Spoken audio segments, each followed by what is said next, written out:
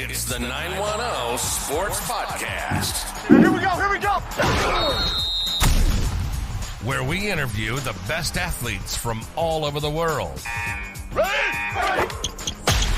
From junior high to professional, while discussing the latest in sports. With host Icon E, Mr. Personality, Jacob the Great, and Mr. Georgia, Everything Steve-O.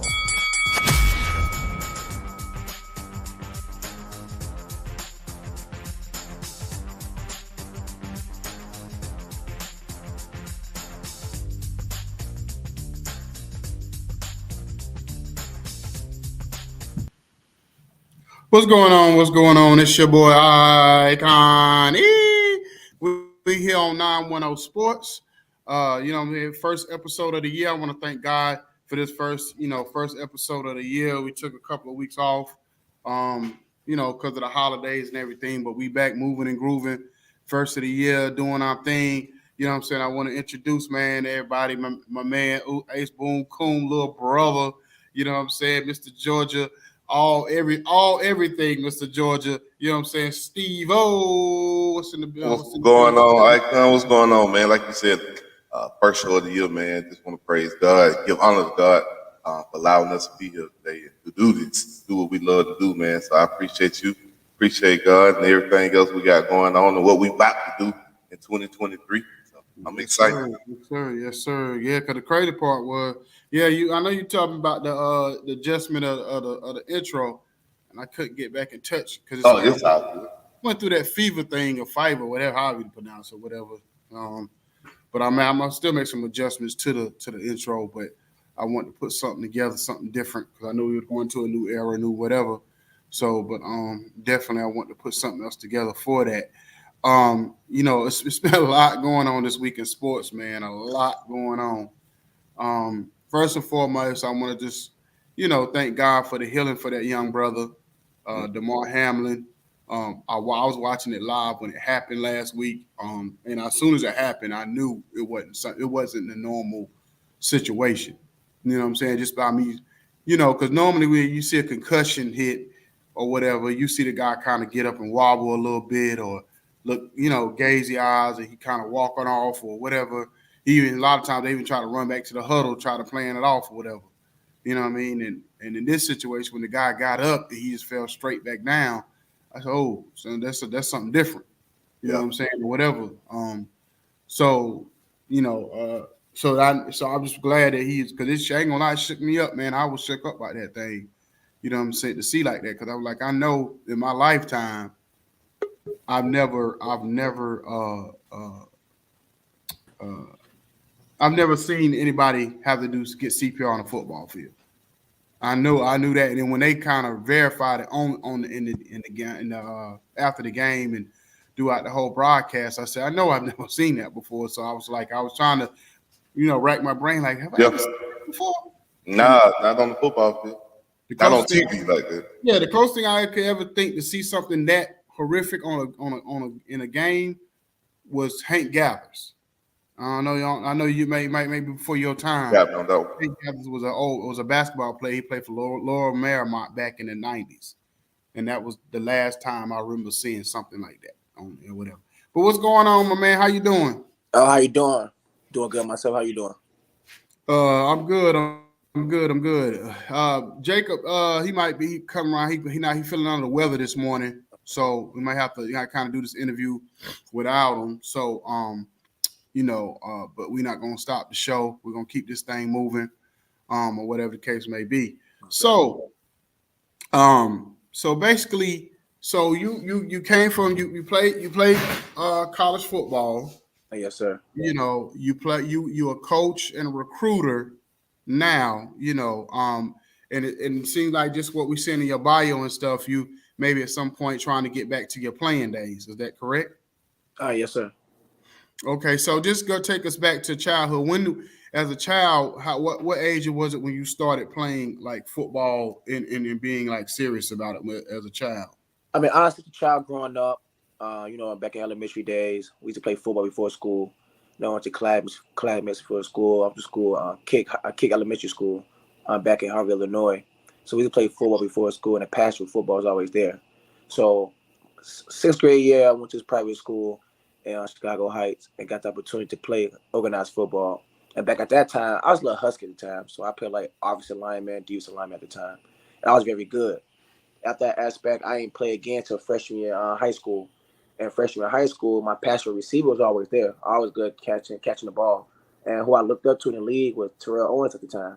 I looked up to him, and he was an amazing player in that aspect. And my game just followed him in that aspect. So my freshman year of high school, I got opportunity. I played O-lineman again. So crazy. One of my coaches, Coach Lovey, gave me opportunity one game to play receiver. I scored my first touchdown in my career in high school, my freshman year. Then after that, I started playing receiver.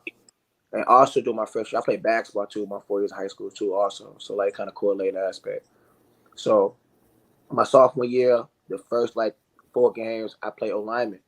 One of our sophomore coaches had an episode during halftime. And after that, he ain't come back for the rest of the season. So my freshman coach came our sophomore coach, and he put me at a receiver. Then ever since then, I just did my thing at receiver. Varsity coach noticed that aspect and just took off in that aspect, high school in that aspect. So I just took off from there, from high school, going with basketball also. Okay. So you grew up in the Chicago area? Yes, I lived majority of my lifestyle in Harvey, Illinois, around my house. Okay, so did you grow up in the suburbs, or you grew up like in a in in the hood, or where did you kind of like what area of Chicago or those areas did you grow up in? So Harvey, Illinois, it's like the outskirts of the South Side of Chicago. Harvey, Illinois. Okay, so basically where you was at, you were kind of away from all like the crime and the gang stuff and all of that. Honestly, no. Harvey, Illinois is like one of the top like top bad cities, honestly. You want to be real, because like from Harvey, Illinois, you can really walk to like the South Side, honestly. You go walk there. So it's just growing up, it's like you have to be your P's and Q's in that aspect, And back in the day, like it's more wild now, because like back there was more structure. You had the OGs back then, and you had issues back then. Like we fist fought, knuckle to knuckle back in the day. So OGs, like you play sports back in the day, like nah, you play sports, y'all just fight it out, just move on with your day. It was structure. OGs ain't let's get out of control. And nowadays, just like ain't no code, just like ain't no respect. We just do what you want to do. Like who is you? That aspect. So in other words, were you one of those kids that they seen a future in? So in other words, they protected you and kept you from being out there and getting in trouble with the rest of the kids? Yes, sir. Okay. So Steve, I'm gonna let you ask a few questions, and then we're gonna let Jacob jump in. Hey, brother, thank you. I appreciate that. Hey, man, how you doing this morning? Good, but yourself? I'm doing pretty good. My wife grew up outside Chicago in Peoria. I don't know how close or relevant that is to the location you gave, but I know in the suburbs of Illinois, there's some good football play. A lot of people don't realize that. You know what I mean? A lot of people don't realize a lot of good sports, a lot of good athletes come out of that area. Have you ever had a desire to either play for Illinois or stay at home to play, or were you always trying to, go outside that area to play football? The biggest thing, stay in state. That was the biggest thing. Honestly, that's what my mom wanted me to do. She wanted me to stay in state in that aspect, stay close in that aspect. I have to high school. But, God take different directions in life sometimes. Many times, some things we want to do, but God will take somewhere else. So I end up, I tried to go to Page. And some things happened, and I couldn't go to Page at the time. It was a blessing. I ended up going to school in California. I went to the first 2 years of junior college in California. I think that's one of the best things happened in my life, going to school away in that aspect. I feel like I'm mature as a man and getting away from the environment I grew up in that aspect. Yeah, I agree. It helps you grow and mature when you get outside your comfort zone. So yeah, I agree 1,000%. It do seem like it was a blessing that you got to go out to Cali. Then talk about your JUCO experience. Talk about how the JUCO football compared to what maybe you thought it would be compared to when you got there. Man, honestly, everybody went junior college play JUCO for football and basketball. You understand? It's a different lifestyle. It's either you go hard or you go home. Either you get lost in the sauce or you don't. In that aspect, going to junior college, playing junior college football. I played junior college football and basketball, but the lifestyle is different because you meet people all across the world, all across the country. In that aspect, and you going across the country away from your family, and like you in an apartment with 4 or 5 people in a 2-bedroom. in that aspect. So like me come from Chicago to California, you know, from Chicago in that aspect, you go to California, you watch an MTV career as a kid, you see palm trees in that aspect. So I'm like, bruh, this real life. But going out there and competing with people from Florida, Georgia, Texas, in that aspect, they grind different. You know, because it's hot all year round for them. So just going around there having roommates in Florida and the grind was different. It was every day. Every day you grind because you compete for a spot every day. So my grind went to a whole nother level. I'm waking up, going to class, got practice. After practice, I got practice again because I'm in the weight room, I'm in the field again, doing a lot of drills, doing more stuff to perfect my game to compete for a spot, earn a spot. So I feel like it may be a better competitive aspect going JUCO. Cool, man. You a Bears fan? Oh yes, sir. Oh. What you think about Justin Fields? I'm gonna let Jacob take over in a few seconds, but I just want to pick your brain on what's currently going on in the NFL. What you think about Justin Fields? He's a great quarterback. We see all the quarterbacks we have doing a year. He got out of pocket. After the biggest thing with Justin Fields is just like giving him some help at the receiver core. That's the biggest thing because a lot of people see him as a running quarterback at the time and believe he can't throw. I believe he got time. He could throw. He can read defenses, but it's hard when you got nobody to throw it to. Rely on that aspect. I feel he got like two receivers. We got Chase came in. We got Monty could come in to catch the ball, but the O-line ain't holding up too hard for him. So at beginning of the season, you seen like he dropped back trying to make some passes. He ain't got no time. So now it can't time this season. He like, no, skip that. I'm gonna get out the jail. So I think he'll be all right. I enjoy it. I think he'll be all right compared to all like the rest of the Ohio State quarterbacks. I know they got a bad stigma on them. I think he'll be all right. Yeah, I got to get him some help though. Y'all got to get him some help. Most definitely. Jacob, what's going on, my man? Good morning. Good morning. How you doing, brother? Battle is cold, man. What's going on with y'all? Good, man. Here living the life on this side of the dirt. So you know what I'm saying? Yeah. Right. I can dig it. Mr. Archer, what's going on with you? How you doing? What's up, boss man? I'm good. Blessed. Can't complain too much with yourself. Good, man. So, man, every time I call you, man, you in the gym. Man, always.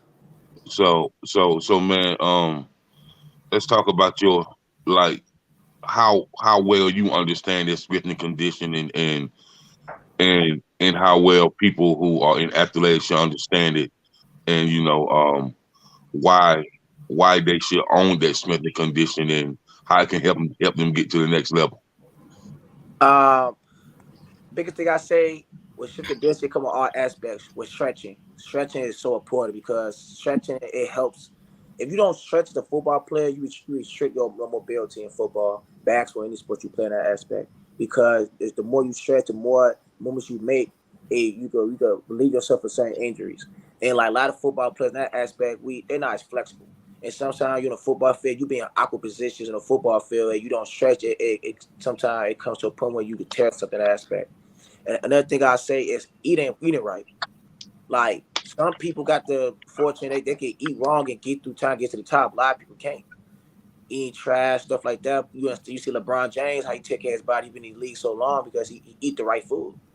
And I feel like we have choices. You want to play at the top. So I feel like I always get told my body's like a car. You gotta get an oil change. The oil change is the key to your car, key to your engine. The oil change. And I feel like the same thing. I put food in my body. If you want to play like a Ferrari, you can't feed your body like a small little beater. As I always say. So, and lifting weights, you always want to keep your body maintained to stay strong. Because if you playing football, I'm on a football field, I'm getting content. If I don't work out, like my body get more fragile. But me working out is not going to the gym to stand, just going to a weight room and just like lifting heavy weights. It's lifting some body weight to keep the foundation solid in the weight room. And my body's solid for the football field. So I go absorb hits, it won't tear my body down as fast, but I didn't lift weights. Not as bad. I can dig it. So man, the wide out is a great position when it comes to, you know, any aspect of football. And so when did you understand that you was a predominant wide receiver, that this is a position that you always gonna own? And how did you know, get to the next level at being a wide out?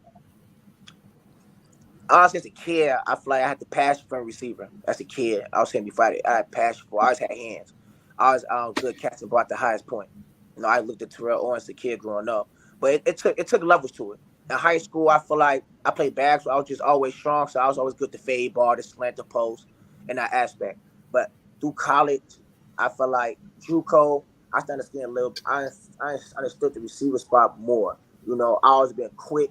I always had hands, but the biggest thing for me at JUCO was speed. So throughout time, I understand. I started working on quickness, so working on speed. Then after I got to Trinity, my last year, Trinity, my senior year at Trinity, I met a coach, who became my mentor, met Coach Allen. So throughout that season, and we brought an OC in, that Coach Buddy, and he broke it down to different aspects, different route options for receiver. So I understand the game a little better. My other coach, receiver coach Al, he broke stuff to me. I spoke things down to me in that aspect. A receiver just understands the different aspect of how to run this route, this different coverage. I understand how to do this, so it made me into a better player. So my senior year, I understand the defenses, the DBs came into that aspect, it's enhanced my game. So it came to that aspect. Games come along, I started killing stuff. After each game, defensive corners came to me after the game, was like, man, you talented, you can play next level. I'm gonna see you next level. So everything just kind of like the game started slow down that aspect. Just understand the different tendencies of defenses and DBs and stuff like that. So it came like that. Okay, okay. And so, upon you leaving JUCO and going to another school, man, what was the hardest part of that transformation? Honestly, the biggest thing, it came to, like, be honest, it came to transcripts, my aspect. Um, you need transferable credits. And honestly, come out of JUCO, Mhm. I'm real with you. I ain't know nothing about that. I was coming from Chicago to aspect going to California, JUCO. My aspect, I thought I need like 60 units. But going to my sophomore year, like the biggest things go D1, had D1 schools interested in me coming to aspect, stuff like that.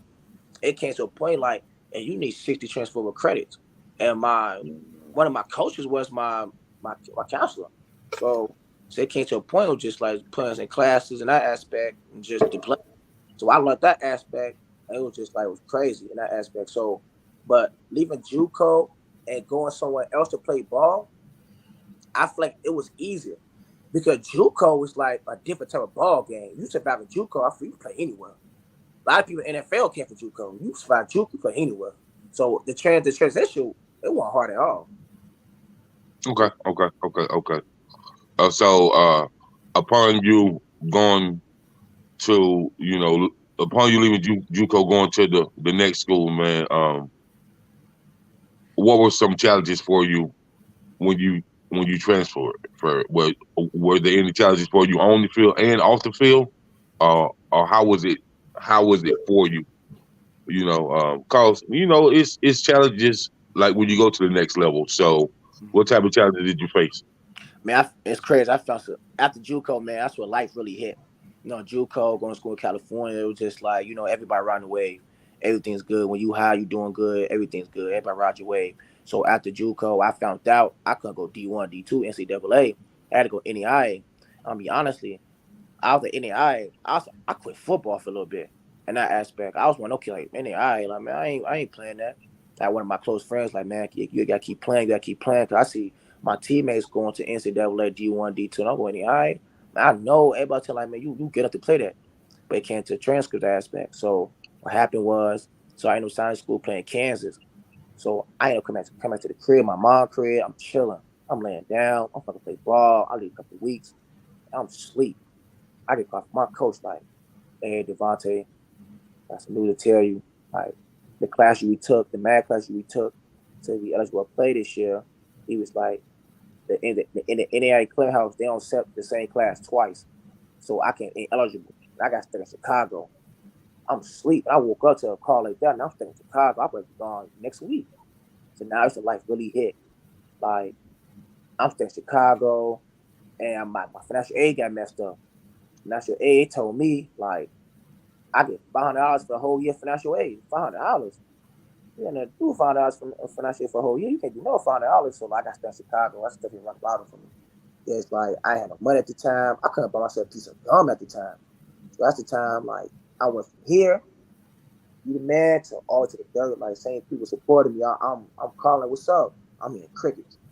So that's the time in my life, like, man, just like my relationship with God got stronger. Is I was laying at night just thinking. I couldn't buy a piece of gum. So it came to time just like I'm posting on Facebook, like, man, like I got a job. What about school? It was just crazy after that. So after that, I ended up taking I picked for one class, Perry State, that class to be eligible for the NAIA House. Then after that, I went to school in Kansas. I went to Sterling College in Kansas. I ain't like that aspect of school. It was like a lot of things. I ain't like that. So I ended up leaving. Went back to Cali from February all the way to June. I came back home. I started training again. I gained weight. I got like 240. 240. That's the biggest I've been in my life. 240. I ain't doing for 2 months. I ain't doing nothing else out there. Came back home. I'm grinding into science school. Belleville University. It's like close to East St. Louis. Onto that university. I went there, and that program at the time was terrible.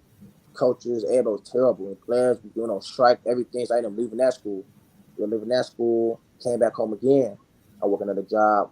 Everybody telling me about football and stuff like that. Now, this year come up, I ain't playing 2 years now.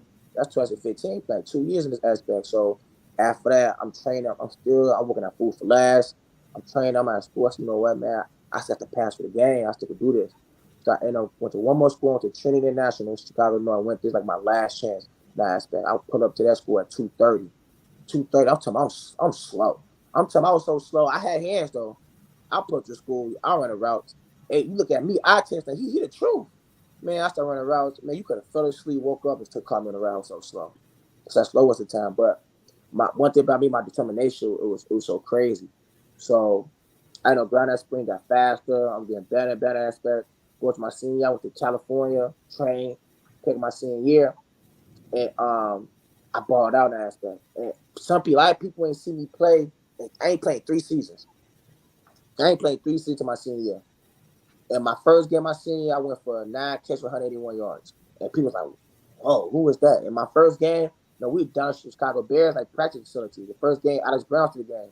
And he was like, "Who's number 88?" You said, "Next to my brother." He's like, "That's my brother." So ever since then, I caught like people's eyes after my first game. After that, it just went like crazy after that in that aspect. Okay. Like you, Akon.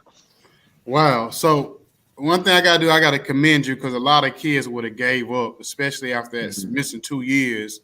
They would have just, got their degree and moved on or whatever. But you stuck with it. You had that dream to continue to play and get to that next level. So I definitely got to salute you for that. So basically, at post career, okay. So you got invited to Chicago Bears camp. How did that experience go for you? How was that experience? If nothing else, what did you learn from that experience? Hey, that experience was dope. Come from a small school, my senior year, we was trash. I'm gonna be 100 with you, we was trash. We didn't win a game my senior year. We won one game, but they said some of our players was eligible. So how that our first game, I went crazy, and our quarterback threw for like he broke a record. He threw for like over 800 yards that game. So we geeked, and they talking about some. One I put on eligible place, 2 I put on eligible place. They took that win for us. So it's like I hurt. So technically we didn't win a game for the whole season. So I had pro day at Northwestern. Then after that, I got an email from the Bears. Brought me in for a workout aspect. And go back to my pro day for Northwestern, that aspect was dope. Like walking across, doing a whole pro day for a 32 NFL scouts was amazing for a small school. Then getting brought in for the Bears and talk to the Bears coaches in that aspect. It was an amazing experience. Like, because that's like a 0.2% of people get the opportunity, And come from my background, how far I came with football, sitting out 2 or 3 years, and come from a small school and get an opportunity was a blessing. It's just like it's hard. It's just a blessing. It's just like still wild to this day. Like, man, I got the opportunity. Okay, so how did you get into like the coaching and the recruiting part of things? On that aspect, as it was been passed because I was my own self recruiter. So I used to email coaches myself. So I used to set up emails and send it to schools at the high school. One of my basketball coaches actually helped me and taught me the way I do this. After that, I kind of like email coaches myself. I became my own agent at the time. So at the high school, after college, that aspect, I had a friend like my brother in that aspect. And he already been during college, helping like our fellow like classmates, teammates, and friends, for the next level, setting up stuff. And he prepared to be an agent himself. Honestly, he been an agent for a lot of people. So like it came to I always been teaching kids, coaching kids that aspect, like training them on the side, and that stuff, that aspect. So about like last year and a half ago, my friend Ben started a business called JD Chase Academy that I ended up coming along with him. So in that aspect, he been helping a lot of kids, college recruiting, kids like that to get into school. And last year, 2022, our class, everybody got an offer in that aspect, 100% rate in that aspect, and helping like professional athletes in that aspect. We do like 5 different sports. We do rugby, do overseas basketball, we do overseas football, we do WWE wrestling, and we do UFC in that aspect. So y'all just came along as I still train. So it just basically I just correlate with each other. Okay. So what ages do you like coach? Mostly do football, basketball, mostly like basketball. No, I said what ages? What ages? All ages. Oh, okay. So, as far as the recruiting part of it, and things that you've been through, when you go talk to a kid or their family, their parents, or whatever, what's your approach? You My know journey. My journey. My journey is touching me. People look at me now. You look at me now. You be like, man, you fast, you quick. I was a chubby kid back in the day. I used to play old lineman. They like, what? Yeah, I was a chubby kid. So my journey is my first approach and my passion when I talk to young kids because that used to be me. I used to be a kid. I used to tell people, my coaches sometimes tell my coaches like, I want to be this when I grow up. They used to laugh at me. So when I see young kids and I see the potential and I aspect a lot of kids, like I put that same passion as I put to my sports to kids. I tell my story and as you train kids and kids can feel that passion, can feel that for somebody talking to them. You as kids can feel fake and truth. To be honest with you. Mm-hmm. So honestly, my journey is my story to kids, and every rep I do with each kid, I just tell them each rep like you got potential to do this, but it's up to you. Yeah. Okay. Steve, you got any more questions? Yeah, I do. Have you ever considered going to? I know everybody's aspirations are the NFL. Have you ever considered maybe semi-pro arena football, anything along that nature, or were you just strictly like, nah, man, I know where I want to go. I know what I want to do. If I can't do NFL, I'd rather do recruiting or coaching. Honestly, so crazy. I played arena football. I played Okay. I played arena. Biggest thing coming out college, you know, the aspect you don't get film, consecutive film. I played arena football. Arena film, it was cool, but honestly, like getting hit across that wall was crazy. Getting across that wall, I couldn't even imagine playing football with a ball. I'm a big guy, so getting hit across the wall was crazy. They stay throwing me fade balls, and that field 50 yards is small, so I'm catching balls. Other side of that wall is concrete. Ooh. So you jumping, you catch the ball over the wall, you fall on your head. I'm like, ooh. I start catching injuries in my foot, my leg. So the biggest thing about me is like I'm never too big for opportunity. Wherever I had to take, I'm gonna take. You know. So I did arena football, and that aspect, it was cool. So now after that, I went to play spring league. It was like basically you pay opportunity, play a lot of like NFL free agent aspect, like from a lot of coaches. I did that, killed that. It's like man, it wasn't enough. So after that, I played in Mexico, played football. Oh wow! I played in Mexico. I played in Cabo. That's Were crazy. you playing for a team out there, a Mexican team, or was you just a part of the group? Was that y'all just had to go out there? It was a team. It was a team out there in Mexico, and it was crazy. You think about Mexico, you think about soccer. So yeah, exactly. They had a team out there, and like basically had like 11 players for each team. 11 Americans could transport for America for each team. So it was a good experience, but like it comes to an aspect where like now my career just like it's at the top. It's at the top of nothing at my time of career. And now like I'm building more clientele, I'm training more kids in aspects. Like now it's at the top of never. Because I know for a fact I play at the top. That's what I know for a fact I play at the top. Like I have connections and opportunities coming up for the top, for opportunity. So it comes to me, it's just like the opportunity gonna come.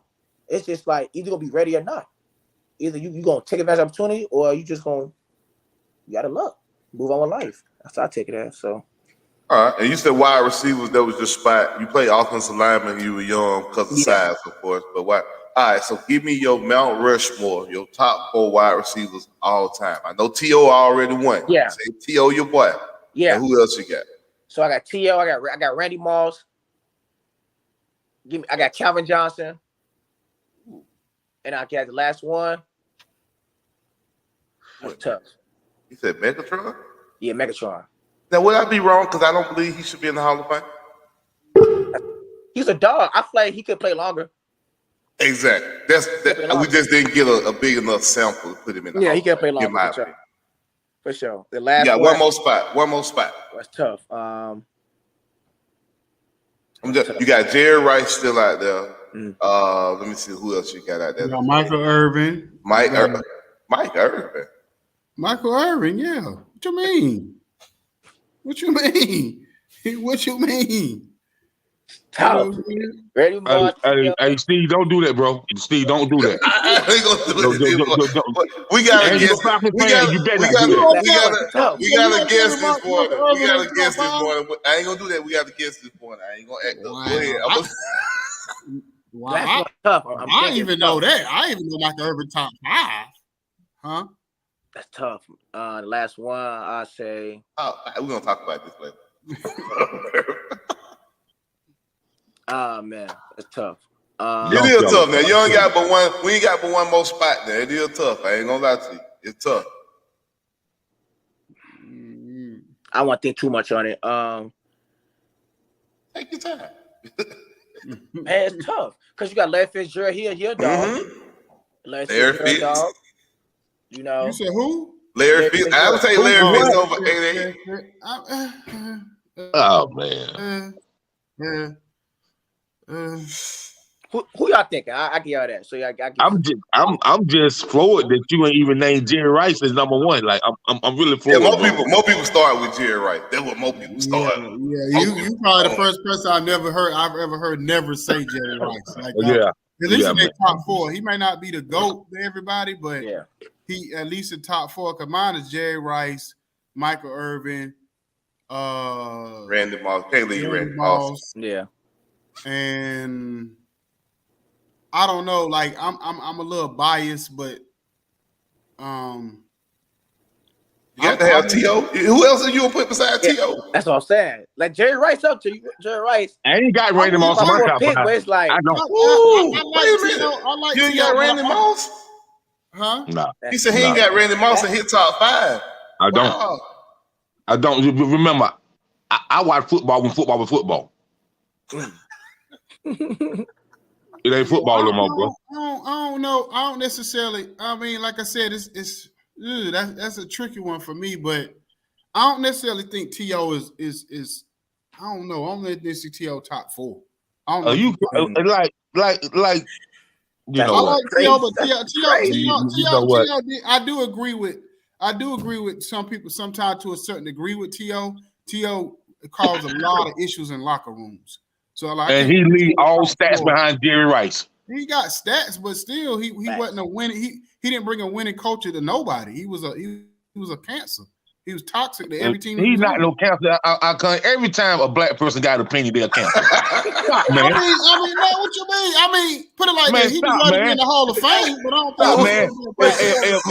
If Peyton Manning and Brett Favre did the same that T.O. do, they just had some issues. Just stop, man. Stop. We ain't gonna stop, man. We ain't doing that. They ain't got nothing to do with no. Stop. That man ain't no cancer.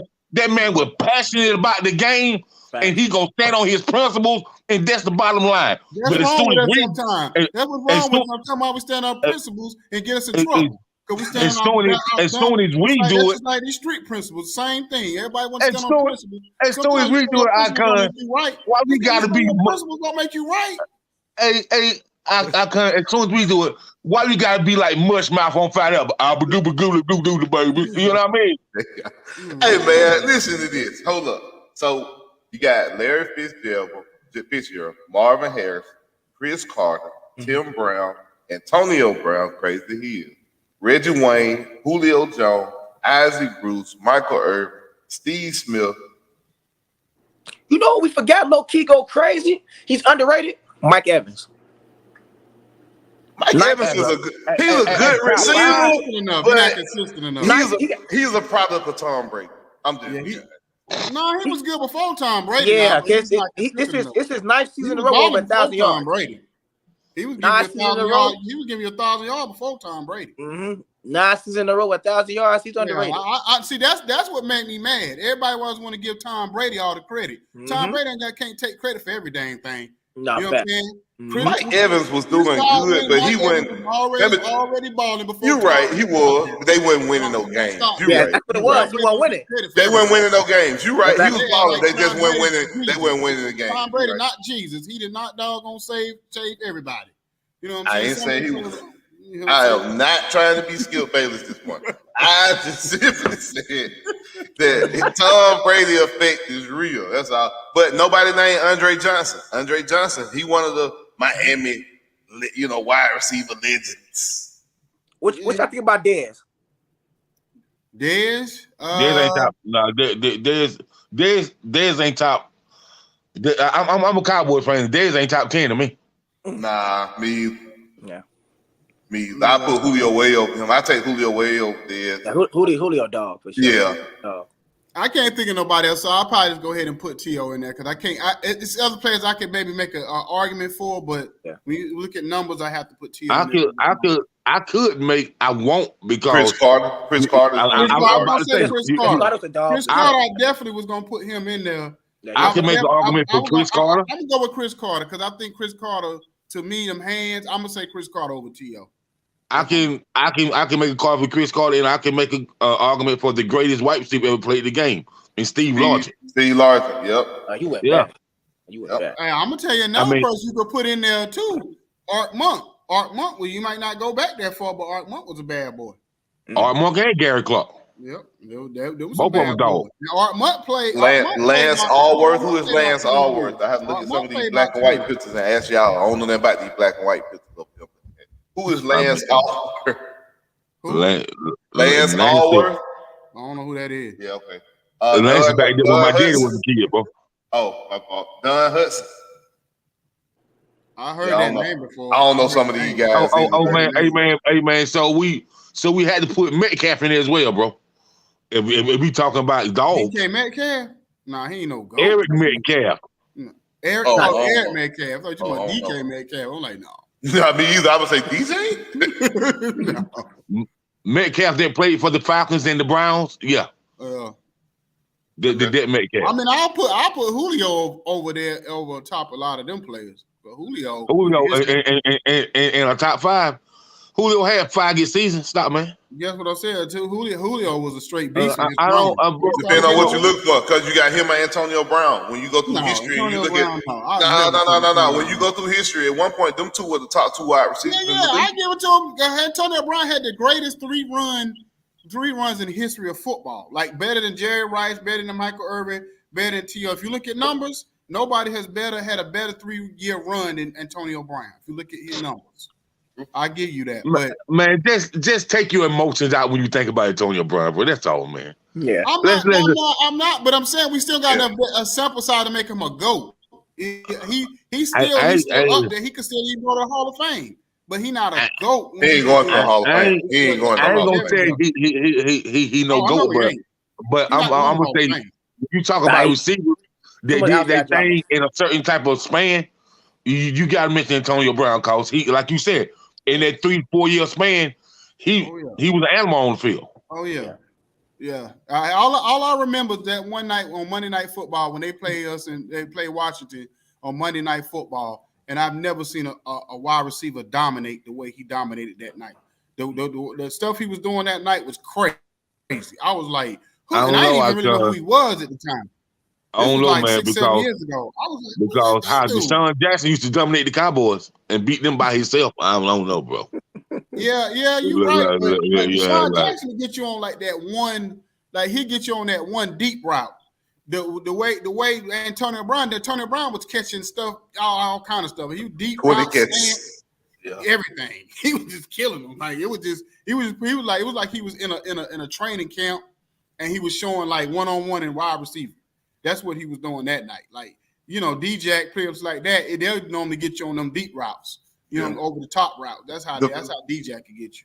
Just to go back to the question real quick, Devontae, what do you think about 7-on-7s? Have you been involved in 7-on-7s? What do you feel about 7-on-7s and how they are becoming pretty much more prevalent now in some of these camps. You know, these 7-on-7 competitions are pretty much how they're basing their rankings when it comes to wide receivers and quarterbacks. Honestly, I feel it's crazy nowadays. Like the generation now just got it so easy, you know. Yeah, man. I'm about to get yeah. Like, I ain't gonna lie, we ain't had that. Like, so all you kids play Sunday, so they can't play level on football. Yep. And a lot of these kids just get so big headed, they walk around so cocky playing 7-on-7. You just running around. 7-on-7. Yeah, you feel me? Like outside the air, it's like it's not level on football. Like you can't be dancing all day, you ain't gonna get hit. You ain't getting hit 7-on-7. I mean, it's good to get exposure. You get offers out 7-on-7 now, but I just feel like don't get too big headed over it. I agree. A lot of coaches, a lot of recruiting, they base a lot of what they see in these players on 7-on-7. And like you said, I don't think it's real football. You got a safety coming over the top, getting ready to lay you out. It changes your mindset when you try to catch the pass. We out here in just shorts and a t-shirt, and I'm just trying to get by you.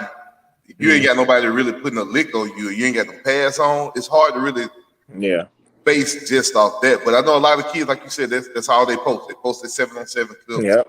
Sending 7-on-7 clips to the recruiter, so I know you be getting them too. So. Hey man, and I'm gonna say this about since you mentioned football, man. I was told by a trainer that trains a lot of high school teams. He told me why he quit.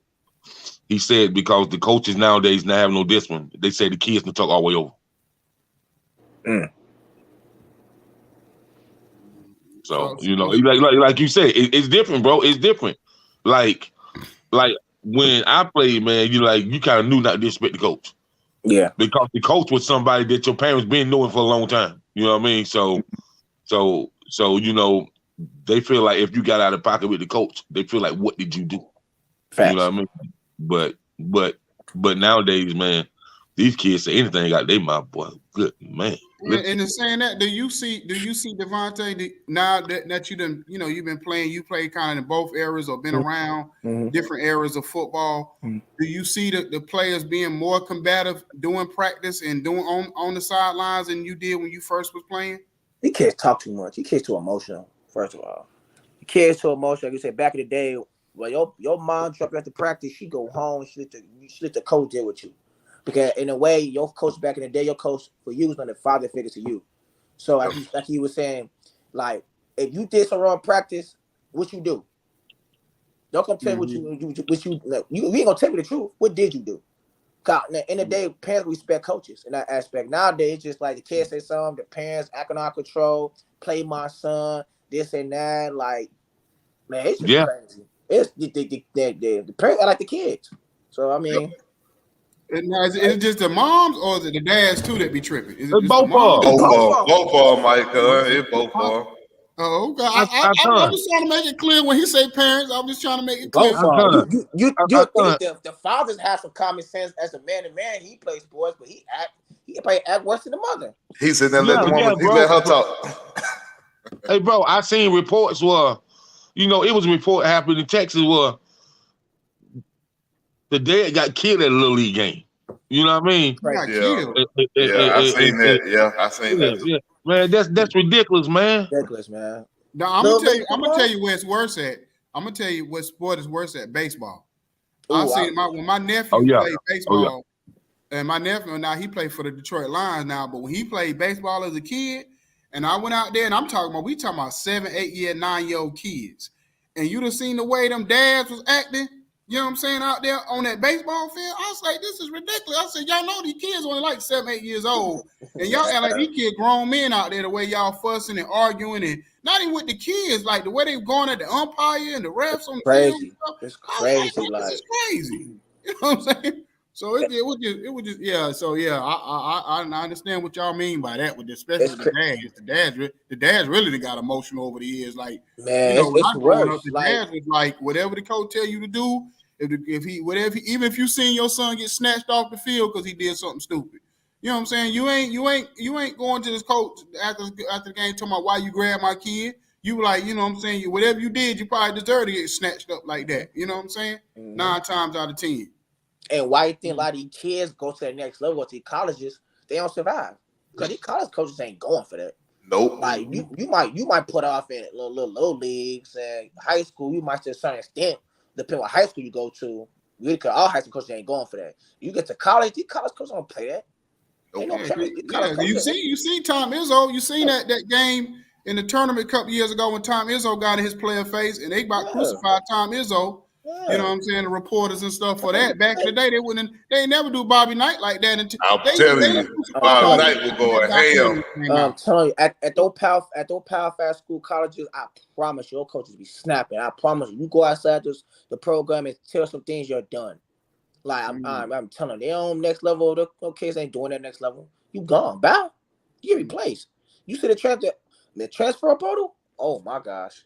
A lot of people don't know, man. 60% of them kids don't even go to another team. A lot of them kids don't even get picked. They're not. It's so crazy. I feel like a lot of kids are abusing it. How are you going to the transfer portal with no film? No film. You ain't played? I don't understand. You're not gonna go nowhere. Like you just doing it because it's popular. So see, you schooling them right now, brother. You schooling them because that's common sense. I can't have the kids don't be playing, man. You know, and I ain't even thinking about it from the aspect. I'm thinking about it from the aspect of when they transfer and they ain't played that the school's looking at before they got there, like their high school film. I ain't even thinking about the fact that what you just said. That was 2 years ago, and they ain't played in 2 years. 2 years ago. Where they gonna go? I feel like the transfer portal is a bailout system. You can't suck it up. You don't want to be in heavy competition. You don't want to compete for the position. So I just go to the transfer portal. Especially the quarterbacks. The quarterbacks, they'll leave so quick. You know what I'm saying? It's like ridiculous. And I feel like in the aspect, it's pros and cons to it. So I think a pro about it is like, okay, if I transfer to a school, I do 1 year. If I know I should be on the field, I'm good, and I got decent enough practice film that aspect, I'm good enough, I'm at a big school, why sit for another 2 more years where I could transfer and play at a school I know I could play at automatically? That's a pro to it. That's a player know that he could play somewhere else and he's good and got to get decent on practice film. That's good. But you got players out here transferring and got no film and think if I'm going to a higher level, no film, you're not going to go nowhere. Like you said, like probably 40-50% of players in the transfer portal ain't going to play nowhere next year. Nope. The trick's on you. And see that, and that's what when people like report on this type of stuff, like ESPN and all these networks, they don't tell people that. See, they don't educate to say, listen, they just want to talk about the positive side of it, or talk about who going where, like a Caleb Williams or who are these players that everybody know where they going. But they don't just talk about the kids. That's what need to be talked about. The kids that they get in these portals and then they end up back home because they can't go nowhere, and then they done already pissed off the school they left. Because now they don't put out, I don't want to be here no more. And the school now, they're like, we don't move on. You can't come back here. You know what I'm saying? So, And I got another thing about it so Chris, because this transfer portal is affecting high school seniors also. Because, you know what it is? Because that COVID year, everybody got an extra year. So that year, I had a little brother play football. He went to Grand Valley. And my little brother bigger than me. My brother like 6'4", 6'5", like 240. He's bigger than me. And like going to his freshman year, those seniors was leaving, all that another year come all the way back. And the juniors had another year come back. So for this football graph, a lot of people, everybody ain't built for it. My little brother, he into mechanical engineer. He started playing football. I mean, he about the money. Gotta respect that. But from the high school aspect, like, so check this out. If I'm a coach and I got seniors coming in, if you're not a 4 or 5 star coming to high school, I'm not gonna give you a scholarship because I got all you kids in the transfer portal who can come in right now and play games right now. Who I'm gonna choose? I got developed. That's probably a 2-star, 1-star, or I go get JUCO players or somebody in the transfer portal come from Alabama or a nice D2 school. So it hits a big red flag for high school kids. So I feel like that's a big effect on that too. Yeah, I've talked just to echo that. I've talked to a couple of high school kids, man, and they're saying that like they're not getting even the looks because as a coach, I know nutrition wise, training wise, workout wise, this transfer portal player has been in a nutrition program with Alabama for 2 years. Why do I want this freshman from high school that I still got to put in the weight program, still got to teach them how to eat? So yeah, it does. I think it affects. It has to be some type of balance, man. They got to do something. They have to do something to balance that thing out. They can't let it stay the way it is. They not though, Steve, because the only kids that's getting scholarships now is the 5-star kids, the 4-star kids. Yeah. Them kids that was 3-star that could go to Division 2 or Division 3, they're not even getting scholarships because of the transfer portal. Yeah. True. Now, one aspect about that too is a lot of JUCOs and HBCUs are now getting kids of quality because of that. So it's a double-edged sword. It really is. Because now a lot of these 3-stars are going to HBCUs. A lot of these 2-stars are going to HBCUs, where if they would have went to Alabama and sat on the bench. But now they can't do that because Alabama done brought in 3 transfers. So it has ripple effect on all of the game, negative and positive in some aspects. Mm-hmm. Well, I appreciate you coming on this morning, brother. You actually our first guest of the year, so you broke us in right for 2023. You know what I mean? And like I said, you gave us some good information, especially when you start talking about that transfer portal and everything, because I didn't even think about it from the way you started talking about it from. Mm-hmm. And that's why I think a lot of people don't look at it from that. So just tell people where they can follow you at, you know what I mean? And, if they want to get in touch with you as far as, especially on the recruiting side, or if they want to bring you in for a workout or anything of that nature, just tell people where they can follow you. For Instagram, my business Instagram page is JD Church Academy. You can hit me on that aspect for getting high school kids looking for college opportunities, or you are free agent out there looking for opportunities.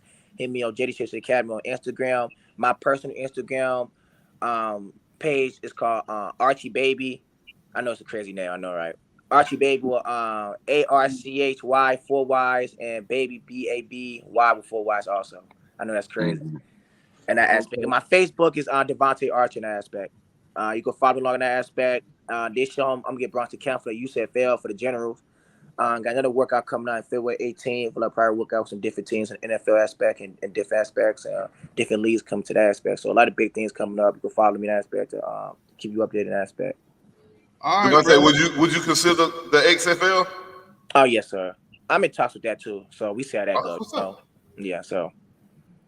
Okay, brother. I appreciate you coming on. You have a blessed and wonderful day. Thanks so much. And God, we'll get in the chat and maybe give our predictions for the day real quick. Yeah. Well, since you on here as a player, we got to ask everybody for moving forward. Real quick, Devontae, what's your Super Bowl picks? Give me 2 teams. Super Bowl. I got the Vikings and yeah, they go with you. That's a tough thing. I ain't saying that ain't possible, but it's a tough one. But you can't count Brady out, though. Can't count Brady out. So which one you gonna have, the Vikings or you gonna with Tampa? You gonna go to Vikings or Tampa? I'm gonna go Vikings, and I got. It's tough. I ain't gonna lie. I don't know about the other one yet. I don't know yet. All right. Well, maybe we'll chime back with you. Maybe we have an episode right for the Super Bowl and let people just call this shit or something, give us picks. You know what I'm saying, or whatever. But anyway, y'all have a blessed one. See y'all next week. See you. Peace.